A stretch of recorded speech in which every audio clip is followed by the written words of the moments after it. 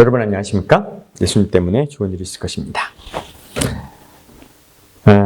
요한복음 1장 15절에 있는 말씀 같이 읽어보도록 하겠습니다. 요한복음 1장 15절입니다. 다 같이 읽겠습니다. 시작. 요한이 그에 대하여 증언하여 외쳐 이르되 내가 전에 말하기를 내 뒤에 오시는 이가 나보다 앞선 것은 나보다 먼저 계심이라 한 것이 이 사람을 가리킴이라 하시니라. 제가 그 설교를 준비할 때 여러분의 반응이 어떨 것이다 할까요, 안 할까요? 아, 이런 설교를 하면 졸겠구나 또 생각을 할까요, 안 할까요? 그런 생각을 해요. 근데 제가 지난주에 설교를 하면서 준비하면서 이런 생각을 했어요. 어떤 사람한테는 좋을 텐데 어떤 사람한테는 별로겠다. 그렇게 생각을 했거든요, 진짜.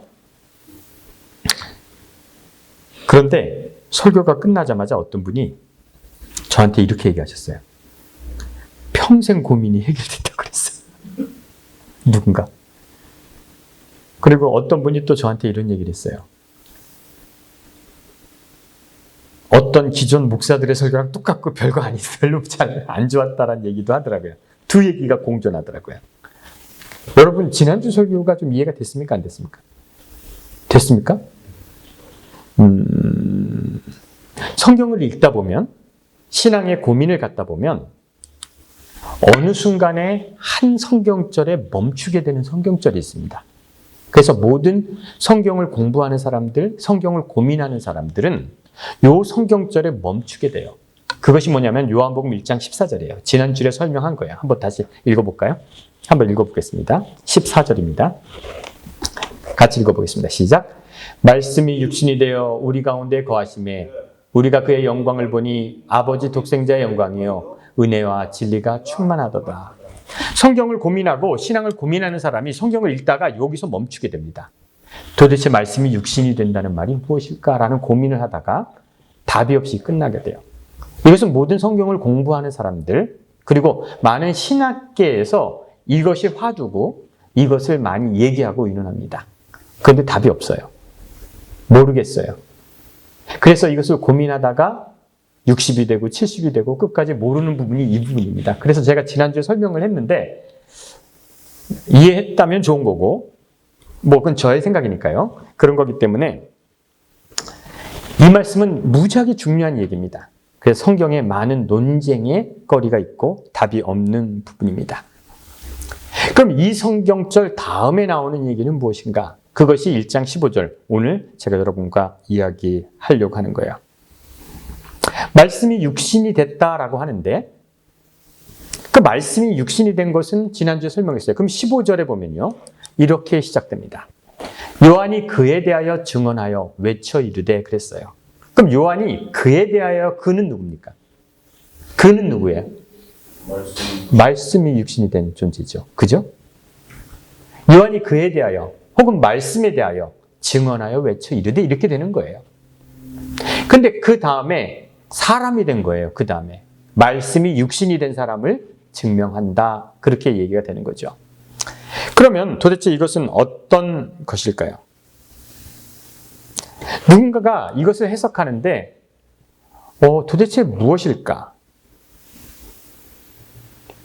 만약에 여러분들이 저에게 이런 얘기를 해요.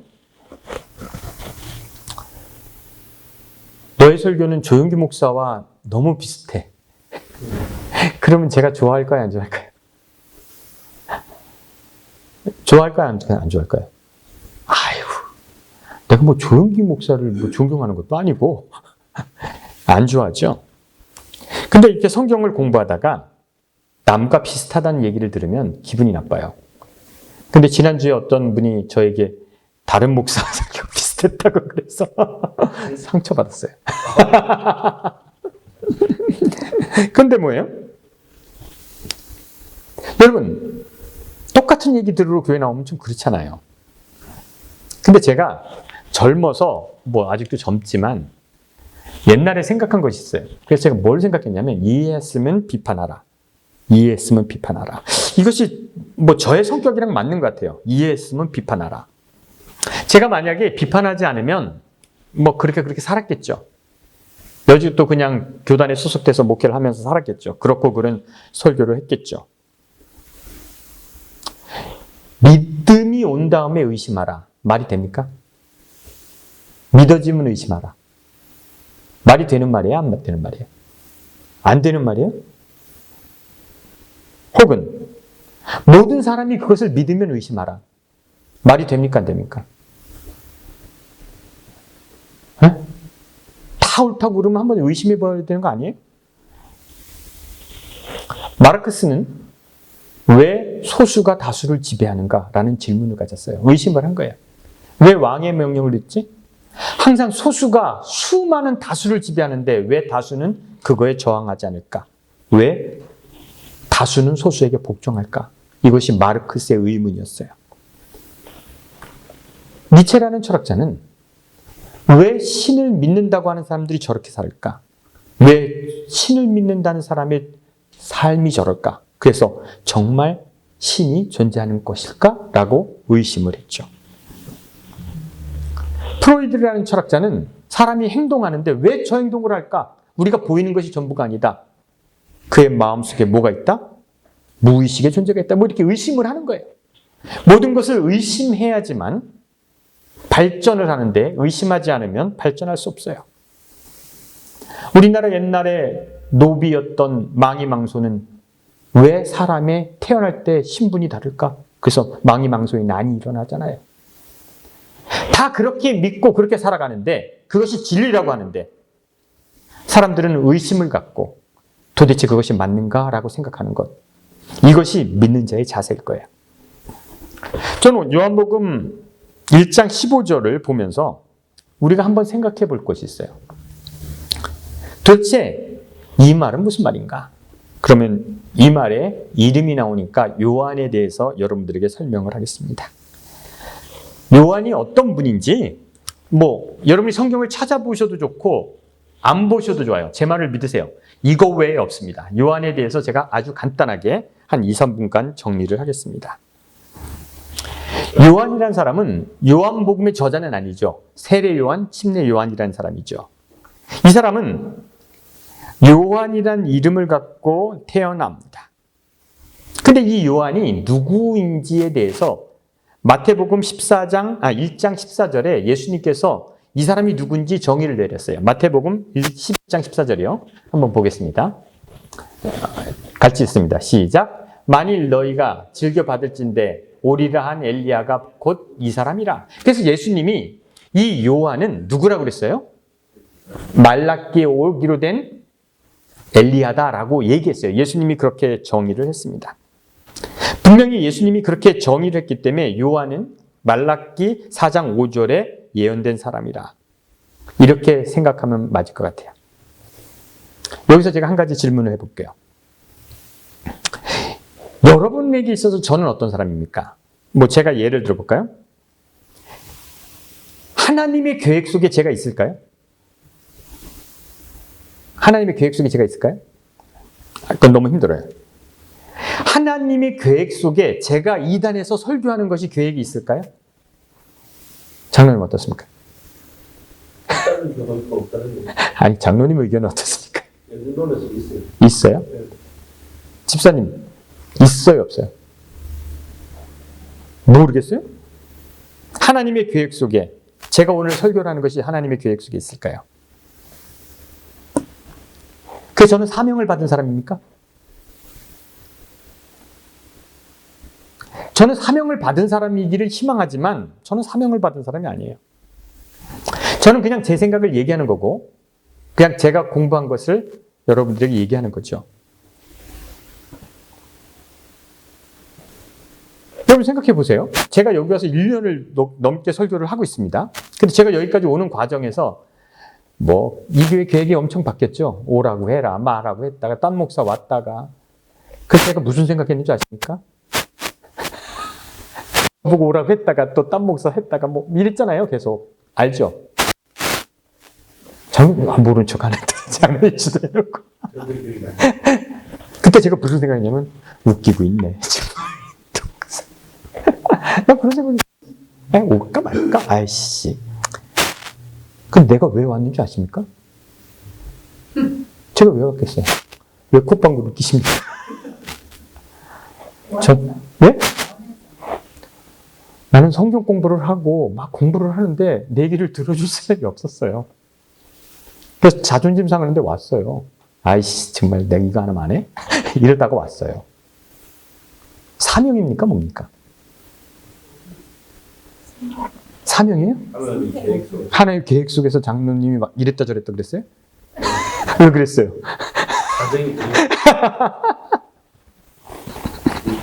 사명입니까? 모르겠죠. 그냥 왔어요. 제가 하고 싶어서 하는 거예요. 저는 사명을 받아서 하는 게 아니라 제가 하고 싶어서 하는데 제가 하는 말을 여러분이 이해하시고 무엇인가 변화된다면 땡큐고요. 안 변화되면 할 수 없는 거예요. 전 그거 이상도 없는 사람이죠. 한 가지 질문을 또 해볼까요? 요한이 자기가 구약에 예언된 엘리야라는 것을 알았을까요? 몰랐을까요? 이 질문을 하기 위해서 저를 까발린 겁니다. 자, 질문하겠습니다. 요한이 말라기 4장 5절에 엘리야가 자기라는 생각을 했을까요? 안 했을까요? 예수님은 너라고 했어요. 근데 요한은 했을까요? 안 했을까요? 네? 진리의 말씀하시는 보니까 아니다. 그 사람도 그냥 모르고 있었을까요?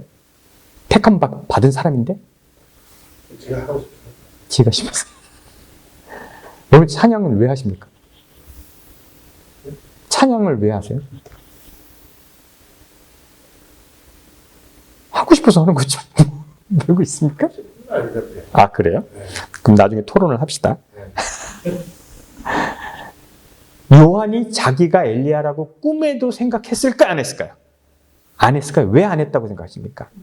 예? 도망갔어요, 요한이? 아니, 에세스는 왜 도망갔겠어? 요한이 언제 도망갔죠? 아, 엘리야가 아니죠. 지금 엘리야랑 생각하신 거예요. 이제 막 헷갈리죠. 요한은 절대로 자기가 엘리야라고 생각하지 않았습니다. 믿으십니까? 뭘 믿어요? 제 말을 어떻게 믿어? 성경에 그렇게 나와 있어요. 요한복음 1장 19절로 20절을 읽어보겠습니다. 같이 읽어볼까요? 작아서 잘 안 보이네요. 같이 읽겠습니다. 시작. 유대인들이 예루살렘에서 제사장과 레위인들의 요한에게 보내어 내가 누구냐 물을 때 요한이 증언이 이라니라. 요한이 드러내고 숨기지 아니하니 드러내고 하는 말은 나는 그리스도가 아니라 한데 또 묻되 그러면 너는 내가 엘리야냐? 이르되 나는 아니라. 또 묻되 그 선지자냐? 대답하라. 아니라. 누가 그랬다고요? 요한이 아니라고 했어요. 예수님은 엘리야라고 그랬는데 요한은 자기는 뭐라고 했어요? 아니야. 아닌데 넌 엘리야가 아닌데 선지자냐 그랬더니 뭐라고 그랬어요? 난 선지자도 아니야. 요한은 나 같은 사람이다. 결론적으로. 그런 사람이에요. 요한은 그런 사람이에요. 그럼 요한이 어떤 사람인가가 우리가 좀 알아봐야 되죠. 여러분들이 성경을 찾아보면 알겠지만 요한은 아주 심플합니다. 요한은 어떤 사람이냐면 제가 시작을 광야부터 시작할게요. 제사장의 아들로 태어났지만 광야에서 가죽옷을 입고 석청을 먹고 메뚜기를 잡아먹고 그 메뚜기가 뭐 식물이라고 했는데 메뚜기 잡아먹었을 거예요. 메뚜기 먹는 거 우리 어렸을 때도 많이 있었잖아요. 왜 우리가 메뚜기랑 식물이라는 하는지 아십니까? 여러분 생각해 보세요. 이 경건한 선지자가 메뚜기 잡으려고 이렇게 잡아서 먹으면 좀 모양이 그렇잖아.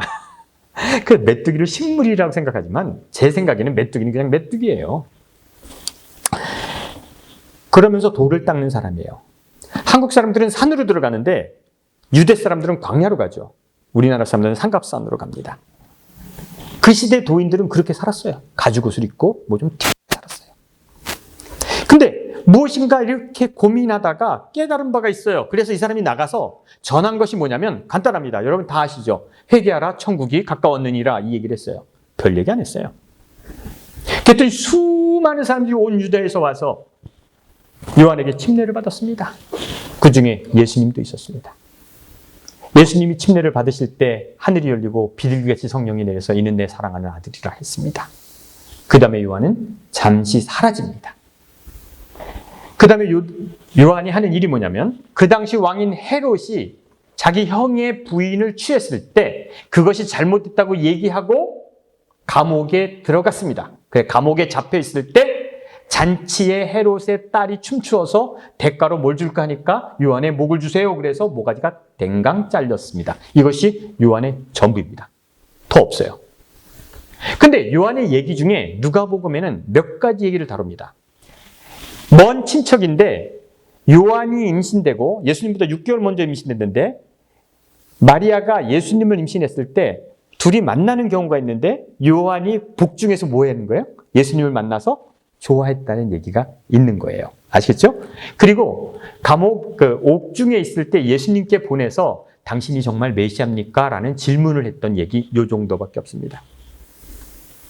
그럼 요한이 광야에서 하나님의 말씀을 듣고 한 일은 그런 얘기예요. 그래서 우리가 요한이 누군가를 공부하기 위해서 요한이 어떻게 사명을 받았는가를 봐야 됩니다. 누가복음 3장 2절입니다. 여기에 아주 중요한 얘기가 나옵니다. 한번 읽어보겠습니다. 이 성경절이 저의 설교 준비를 완전히 바꿔버렸어요. 무엇이 바꿨는지 한번 여러분 게스해보세요. 다 같이 읽어보겠습니다. 시작. 안나스와 가야바가 대제사장일 때 하나님의 말씀이 빈들에서 사가랴 아들 요한에게 임한지라. 이랬어요. 중요한 말씀이 있어요. 한 번도 생각해보지 않았는데 아주 중요한 시사점을 주는 게 있더라고요. 여기 제가 뭐에 집중을 할 것 같아요? 그쵸? 말씀에 집중해보세요. 사가랴 아들 요한에게 하나님의 말씀이 어디서? 빈들에서 뭐하니라? 임하니라. 저는 이렇게 한 번도 생각하지 않았는데 말씀이 요한에게 임했다는 겁니다. 이 말씀은 뭐냐? 태초에 말씀이 계시니라. 이 말씀은 하나님이시, 그 말씀이죠. 하나님의 말씀이죠. 그죠? 동의하십니까? 맞죠? 하나님의 생각이죠. 하나님의 임재하심이죠. 그 말씀이 요한에게 임했다는 거예요. 여러분, 제가 하나 설명을 해볼게요. 어떨 것 같습니까? 말씀이 임한다는 것이 어떨 것 같습니까? 말씀이 이렇게 와서 들어올 것 같습니까? 말씀이 여기서 나올 것 같습니까? 어떨 것 같아요? 네? 이렇게 보는 거지. 이렇게 막 이렇게 딱 와서 나한테 강하게 꽂히는 건가? 임하심입니까? 아니면 내 속에서 뭔가 이렇게 나는 것일까요? 어떻게 다수결로 정해볼까요? 어떤 것이 말씀이 임하는 겁니까? 우리 기타부터. 두 번째, 우리 사모님. 첫 번째, 우리 집사님. 두 번째, 우리 피아노. 지금 생각하라고. 말씀이 임했다는 게 이렇게 막 비치는 거예요. 말씀이 딱 보이든지 선지자가 와서 얘기하는 거예요. 외부적인 압력으로 임하는 거예요? 아니면 내 속에서 이렇게 일어나는 거예요? 장영자 씨. 강하게. 이렇게 막 오는 거예요. 우리 김 집사님. 제 생각에 이렇게 오는 것 같은데 이게 기초들이 고민하세요. 여러분, 신이 요한복음에 이게 신이 무엇으로 존재하는가는 결론이 났습니다. 신은 무엇으로 존재한다? 말씀으로 존재한다. 성경의 선악간의 대쟁투는 무슨 싸움이다? 제가 누누이 강조하지만 성경에 나오는 막 킨타, 막 칼 두고 전쟁, 화염, 이 얘기는 다 무슨 싸움이에요? 말싸움이에요. 그럼 생각해 보세요. 사단과 하나님과 싸운다 생각하면 얼마나 우습습니까? 그 게임이 안 돼야지. 성경의 모든 싸움은 말싸움인데 무엇이 정통한가예요. 무엇이 옳은가의 싸움이에요. 정통성에 대한 싸움이에요. 사단이 하나님을 막 하는 건 뭐냐면 그것은 옳지 않습니다. 그럼 하나님이 뭐 하는 거예요? 야, 이 새끼야 조용히. 힘으로 누르는 것이 아니라 내가 옳은 것을 뭐 하는 거예요? 하나님이 증명하는 거예요. 욥기도 마찬가지인 거 아시겠죠? 하나님, 욥이 충성하는 이유가 뭡니까? 하나님 불의합니다. 아니야. 내 말을 들어봐라. 그래서 말로 설명하는 거예요. 성경의 모든 싸움은 말싸움입니다.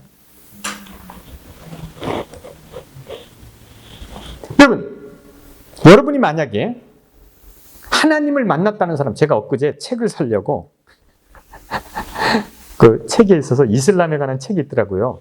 그래서 그 라디오 코리아 중고장터에 보면 그 책을 하나 살게요. 그랬더니 뭐 파사디나에 산대요. 그래서 책을 좀 갖다 줘서 도현이 엄마한테 부탁을 해서 이제 도현이 엄마가 있는 지화자 떡집에다 받기로 하고 했는데 갑자기 연락이 끊겼어요. 그 메시지가 왔어요. 하나님이 이 책을 팔지 말라고 하신다는 거예요. 이런 젠장. 내가 10불 주고 살라고 그랬는데 그 인터넷에서 검색하니까 65,000원짜리더라고요. 그 10불이면 너무 싸서 내가 살라고 그랬는데 갑자기 이 사람이 안 팔겠다는 거야. 그 끝났어요. 그리고 요한계시록에 대해서 궁금하면 자기한테 연락하래. 뭘 이런 게 다 있어? 이 사람이 책을 안 팔게 된 것은 하나님의 말씀일까요? 여기서 나왔을까요? 어떤 거예요? 네? 하나님 말씀이 아니죠. 네? 하나님 말씀 아니에요? 하나님 책 팔지 말라고 뭐가 인터넷에 자기 속에서 그렇죠? 기가 나오는 하나님의 말씀, 하나님을 봤다는 사람들 있잖아요. 신을 만났다는 사람이 있습니다. 혹은 천국을 봤다는 사람들이 있습니다. 하나님을 본 사람이 진짜 봤을까요? 봤을까요? 하나님 만난 사람 빽빽입니다. 만난 사람 많고 얘기도 많이 들었어요. 정말 하나님 만날까요?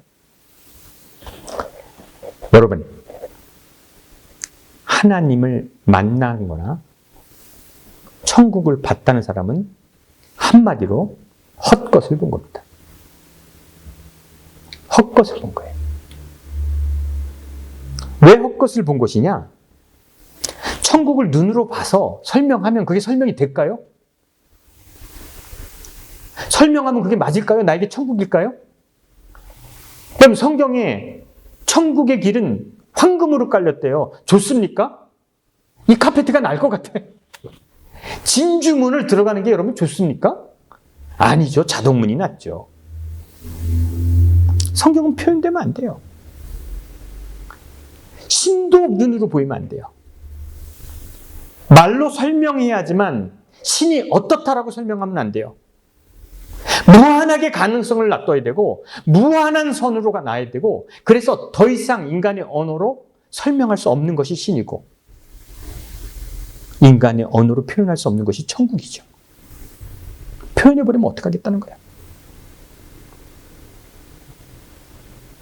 신을 본 것을 설명하는 것이 아니에요. 천국을 본 것을 설명하는 것이 아니라 신은 안 본 것을 설명하는 거예요. 천국은 안 가본 데를 설명하는 거예요. 그래서 무한한 가치가 있는 거예요. 본 것을 설명하면 한계가 있습니다. 그래서 신은 만나면 안 됩니다. 보면 안 됩니다. 이해가 되십니까? 잔다르크 얘기를 제가 몇 번 했어요. 잔다르크가 이제 16살인가 17살에 계시를 받았다고 해서 프랑스 왕을 찾아가서 하는 얘기죠. 뭐 찾아갔다고 얘기하고 그리고 군사를 다가 그래서 영국군이랑 싸워서 이기도 하고 지기도 하고 맨 마지막에 잡혔죠. 그래서 마녀 재판에 회부가 됐습니다.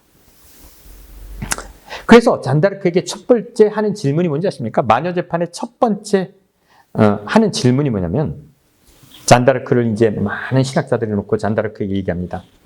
야, 너는 신의 은총 중에 거한다는 것을 믿느냐? 라는 질문을 해요. 여러분 어떻습니까? 전도사님? 전도사님은 신의 은총 중에 거하고 계십니까? 아, 진짜 머리 복잡한. 도현이 엄마도 복잡해. 질문합니다. 장로님은 신의 은총 중에 거하십니까? 어떻습니까? 왜 이 생각이 많아? 그냥 단순하게 대답하세요. 신의 은총 중에 거하십니까? 늘 한다고 믿고 그렇죠. 근데 잔다르크가 선뜻 네, 그럼 어떻게 될까요? 네가 신의 은총 중에 산다는 것을 무엇으로 증명할 수 있지? 이렇게 나가는 거예요. 신의 은총 중에 거하는 것은 신만 하시는데 네가 어떻게 알지? 이렇게 말이 꼬이기 시작해서 마녀가 되는 거예요. 아시겠죠? 네가 천사에게 계시를, 미카엘에게 계시를 받았다고 하는데 천사가 무슨 나라 말로 하디? 어떻게 대답해야 됩니까? 너 계시를 받았는데 그 계시를 무슨 말로 들었니? 어떻게 해야 됩니까? 먼저 너는 신의 은총 중에 거하니? 라는 질문에 잔드라크가 어떻게 대답했는지 아주 장로님처럼 대답했어요. 내가 하나님의 은총 중에 거한다면 하나님께 영광을 돌립니다. 그러나 내가 은총 중에 거하지 않는다면 주님이여 나를 긍휼히 여기소서. 답을 비켜갔어. 원하는 대답 비켜갔어요. 천사가 너에게 어느 나라 말로 하디? 이 질문에 뭐라고 얘기했는지 아세요? 프랑스 말로 했어요. 그럼 어떻게 됩니까? 야, 그럼 천사들이 하는 말이 프랑스 말이니? 마녀가 되는 거예요. 그때 잔다르크가 이렇게 얘기했어요. 내가 알아듣는 얘기로 하셨다. 나는 명확히 알아들었다. 그리고 니네보다 명확히 설명을 하시더라. 대답을 비켜갔잖아요. 그죠?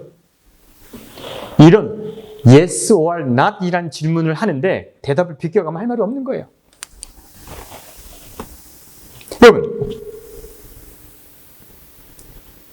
여러분들이 그 어떤 얘기로 신에 대해 표현해도, 그 어떤 얘기로 천국에 대해 표현해도 여러분 꼬투리가 잡히게 돼 있어요.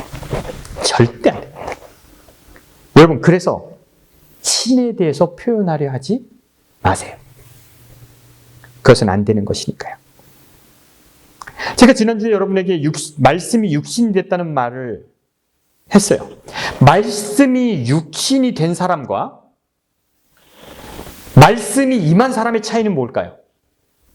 이게 너무 힘든가? 힘듭니까? 자, 말씀이 육신이 된 사람이 있어요. 말씀이 육신이 된 사람, 말씀이 임한 사람, 차이가 뭡니까?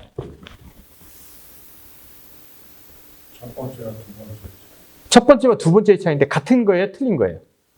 완전히 틀리죠. 말씀이 육신이 된 사람은 뭐예요? 말씀 자체가 되는 거예요. 그죠? 이건 실수가 있지 않죠. 왜요? 말씀이 육신이 됐으니까. 근데 말씀을 받은 사람은 어떤 사람입니까? 임한 사람은 사람한테 말씀을 들은 거죠. 그래서 뭔가 변화가 일어나는 거죠. 자, 이런 전제를 보시기 바래요. 자, 그러면 요한에게 말씀이 임했어요. 말씀이 육신이 된 존재는 어떤 존재냐면, 여러분 터미네이터 아시죠? 터미네이터. 로봇이에요. 사람의 모양을 하고 있어요. 그러나 이건 뭐예요? 로봇이죠. 말씀이 육신이 된 존재는, 하나님의 말씀이 육신이 됐으니까 이건 하나님이시죠. 그죠? 이건 얘기할 것도 없어요. 이건 실수가 없어요. 모든 것이 옳아요. 하나님이셔요. 그래서 말씀이 육신이 된 존재는 실수가 없고 하나님이시기 때문에 우리의 관심 밖이에요. 어쩌라는 거예요? 예수님이 실수할 일은 없잖아. 신이 실수하면 너무 이상하잖아.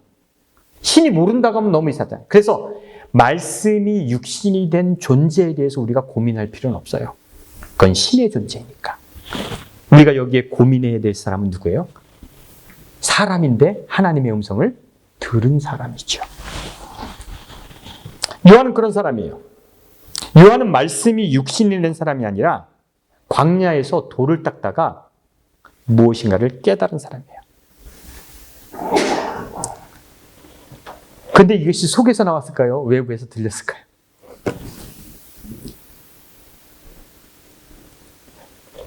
저는 이렇게 생각해요. 요한은 진리를 추구하는 사람이다. 만약에 외부에서 들리는 것이 답이라면 굳이 광야에서 있을 필요가 없죠. 그죠? 어디서나 들을 수 있으니까 광야에서 고민을 하는 거예요. 그랬더니 책을 보고 고민하고 생각하고 또 생각하는 순간 어느 순간 말씀이 떠올랐겠죠. 이런 거죠. 왜 우리는 로마의 압제에 구속을 당하고 있는가? 왜 인간은 고통을 당할까? 왜 이 세상을 이렇게 험악할까? 요한이 고민했겠죠. 그리고 고민을 하던 중에 말씀이 떠올랐을 거예요. 저는 이렇게 들리는 것은 아니라고 생각합니다. 이렇게 나오는 거예요. 고민 속에서 나오는 거고, 그의 믿음 속에서 나오는 거고, 그것이 내 마음속에서 들리는 음성이 있죠. 성령이 말씀하는 거 있죠. 그러면 여러분, 되게 중요한 거예요. 제가 이거를 왜 내가 지금 알았을까? 성경책, 여러분 성경책 안 갖고 다니시죠? 내가 오늘 성경책 갖고 온다고 그러다가 깜빡했네요. 성경책, 저기 있는 성경책. 저 성경책이 하나님의 말씀입니까? 어떻게 생각하세요? 뭐 또 고개를 얹어. 완전히 망가졌네, 이제. 하나님 말씀 아니에요? 완전히 망가졌네, 이제. 참. 이 교회 곧 문 닫을 것 같죠? 그럼 성경이 언제 완성됐습니까? 성경이 언제 완성됐습니까? 뭐 구약은 뭐 계속 뭐 조선왕조 시대처럼 모든 거죠. 승종원 일기처럼 이렇게 쭉 있던 거니까 구약은 우리가 넘어가자고요. 근데 성경 66권은 언제 만들어졌을까요? 여러분, 중요한 질문 한번 해볼게요. 종교가 먼저일 것 같습니까? 성경이 먼저일 것 같습니까? 왜? 그래요? 종교가 먼저일 것 같아요? 제가 좀 역사적인 얘기를 좀 해볼게요. 성경이 66권이 된 얘기를 좀 해드릴게요. 예수님이 돌아가시고 기독교는 많이 퍼졌어요. 근데 로마의 박해에 의해서 이곳 저곳 흩어져서 자기의 신앙을 지키고 있었어요. 근데 각자 연결이 안 되니까, 지금처럼 인터넷이 있는 것도 아니니까 각자 믿는 것이 같았을까요? 달랐을까요? 도마가 가르친 데 다르고 요한이 가르친 데 다르고 저 같은 놈이 가르친 데 다르고, 그러니까 기독교가 뭐가 있고 박해를 받는데 도대체 뭐를 믿는지는 모르겠는 거예요. 그래서 콘스탄틴 황제가, 아주 기독교 역사는 아주 중요합니다. 콘스탄틴 황제가 300년 그 후에, 내가 기독교를 공인하고 기독교로 통치할 생각이니까 자, 기독교인들 다 모여봐. 그래서 니케아라는 데서, 이스탄불에서 배를 타고 가면 니케아라는 데가 있어요. 지금 가봤어요. 거기에서 사람들을 모아놓고 수년간 기독교가 무엇인지를 정리했어요. 첫 번째 질문이 뭘 것 같아요? 모여서 제일 먼저 정의해야 될 게 뭘 것 같아요? 뭘 정의했을 것 같아요? 첫 번째 화두가 뭘 것 같아요? 생각해 보세요. 생각나는 거 없어요? 예? 그렇죠. 예수가 누구인가예요. 예수가 뭔가? 우리가 예수 믿는다고 그러는데 예수가 뭐지? 신이다, 아니다, 인간이다, 현현이다, 막 이런 말들이 있는 거죠. 그래서 니케아 종교회의에서 예수님은 뭐로 공인이 됩니까? 하나님의 아들이며 신이라고 결정이 됩니다. 그리고 몇 년 후에, 또 한참 후에, 성령은 무엇인가? 이건 말이다, 하나님의 기운이다, 뭐 하나님의 능력이다, 나타나는 거다, 천사가 현현하는 거다, 다 했는데 아니다. 성령도 뭐다? 하나님이 된 거죠. 그렇게 해서 니케아 종교회의에서 삼위일체라는 걸 만들고, 그 다음에 그렇게 형성되면서 기독교가 형성됐는데, 이거를 증명할 수 있는 방법이 뭘까요? 성경일까요? 자, 성경을 만든 기본 원칙이 있습니다. 한번 제가 했는데 기준이 있습니다. 한번 보세요. 넘어가 보세요. 성경의 선택 원칙입니다. 한번 따라 읽어보세요. 시작. 제자들의 기준. 사도 또는 사도와 가까운 사람이 쓴 것을 성경으로 픽업했습니다. 알겠죠? 첫 번째 기준이 뭐예요? 사도가 쓴 글이냐 아니냐. 그죠? 혹은 사도랑 가까운 사람이 썼느냐. 그 누구예요? 바울 같은 사람은 그렇잖아요. 사도와 가까운 사람이에요. 그래서 그 기준으로 성경을 뽑았습니다. 두 번째, 고대성입니다. 고대성은 뭐예요? 오래된 순서가 맞다. 예수님과 가까운 순서가 맞다고 하는 거예요. 세 번째를 같이 읽어볼게요. 같이 읽어보겠습니다. 시작. 정통성과 그리 교훈이 당신 기독교와 일치하는가가 성경에 픽업하는 기준이었어요. 뭔 말인지 아시겠어요? 성경에 의해서 기독교가 세워진 것이 아니라 기독교가 만들어졌는데 자기 교리와 일치하는 것을 뭐 하는 거예요? 픽업한 거예요. 아시겠어요? 성경은 기독교보다 늦어요.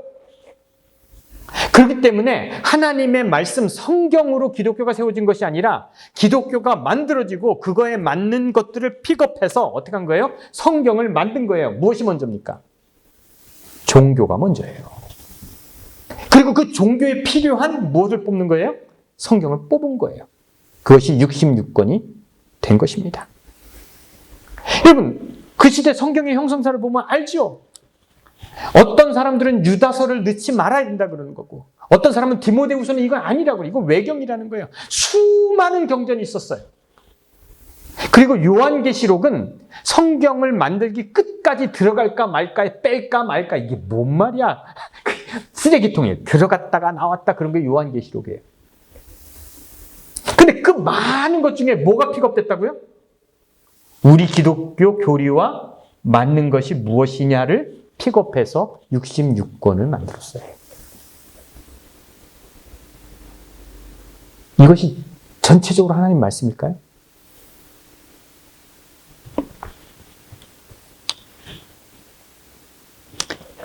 교회가 하나님의 말씀으로 세워졌나요?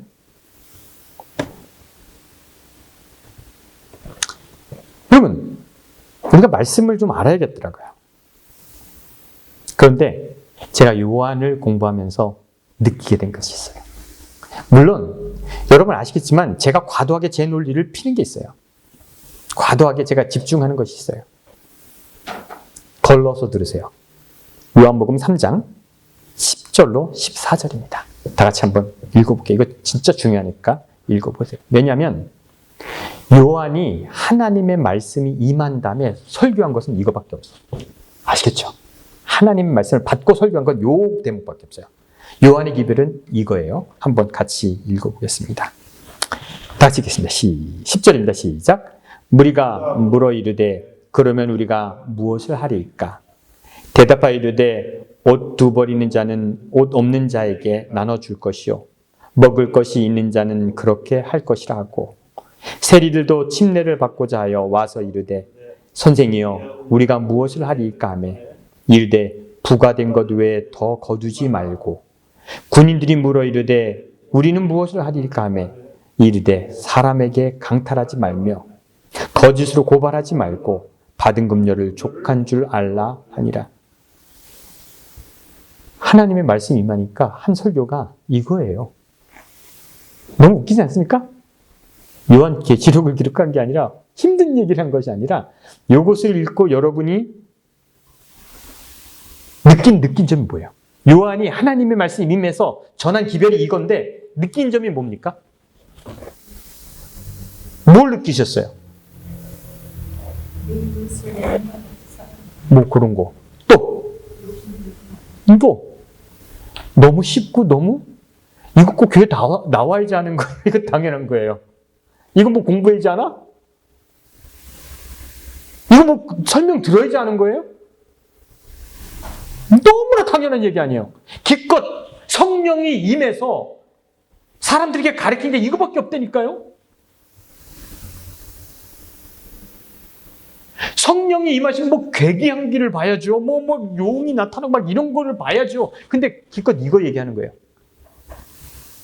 제가 이것을 읽으면서 무슨 생각을 했냐면 너무 쉽다.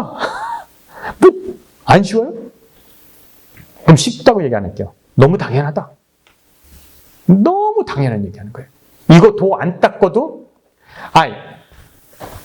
이 얘기 못하겠어요? 여러분들 못하겠어요? 하겠어요? 충분히 그렇게 살라는 게 아니에요. 여러분 제발 설교처럼 산다고 생각하지 마세요. 아시겠어요? 저는 그러고 싶은 마음이 없어요. 이 내용이 그렇다는 거예요. 이 내용이 여러분들에게 제 설교처럼 살라는 얘기 아니라니까. 힘들긴 뭐 힘들어요. 너무 쉬운 얘기지.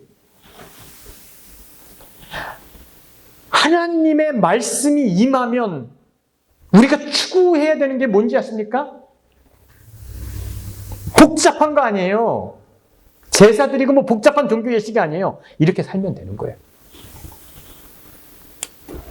옳은 일을 하면 되는 거예요. 하나님의 음성을 듣는 자, 할 얘기는 아주 단순합니다. 2300주야가 어떠니, 말세가 어떠느니, 정말 웃기는 얘기죠. 하나님의 말씀을 받은 자 할 수 있는 얘기는 뭐냐? 옷 2벌 있으니까 있으면 줘. 너 먹을 거 많으니까 좀 나눠줘라. 세리는 야, 정한 대로만 받아. 무리하게 받지 마. 군인은 힘 믿고 까불지 마. 남의 것을 강탈하지 마. 아주 당연한 것을 요구하는 거예요. 이것을 뭐라고 얘기할 수 있냐면 올바름입니다. 올바름. 신이 우리에게 하시는 말씀은 뭐라고요? 올바름이에요. 종교에서 배울 수 있는 것이 아니라 당연히 인간의 본성 속에서 이런 것이 있습니다. 여러분, 신의 대의 속에, 종교의 대의 속에 남은 것은 종교 예식도 아니고 그 어떤 것도 아니고 뭐라고요? 그것이 올바르냐라는 거죠. 그래서 요한이 우리에게 설교한 것은 뭐밖에 없다?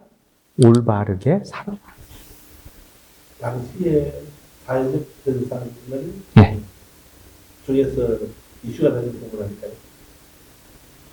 이거는 평생 세상에 존재하는 한 올바른 이슈가 되겠죠. 여기에 교리를 찾을 수 있는 것이 아니고요. 여기에 딴지 걸 거는 하나도 없습니다. 올바르게 살아라니까. 제사를 드려라. 이건 복잡해져요. 예배를 드려야 된다. 이건 몇 시에 드려야 돼요? 이 복잡해져요. 요한이 하나님께 받은 바 기별은 뭐냐면 올바르게 살아라. 그 신의 기별은 뭐냐? 올바름이라는 것이 맞지. 그 어떤 것도 아니라는 겁니다. 그런 생각을 했어요. 다 같이 기도하겠습니다.